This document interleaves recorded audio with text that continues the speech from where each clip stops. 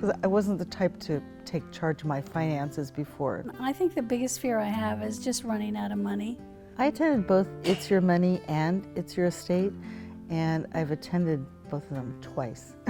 We've made so many mistakes following other people's advice over the years. You know, we've lost so much money. What the workshop allows is people to see the possibilities of what they could do because they're better informed. The workshops turned me around completely because I was ignorant. There's a lot of intense information, but it's very useful. It's very accessible. I wasn't being talked into anything, and that was really comforting. Just to feel like it was information that was offered freely. It was there for me to accept or not.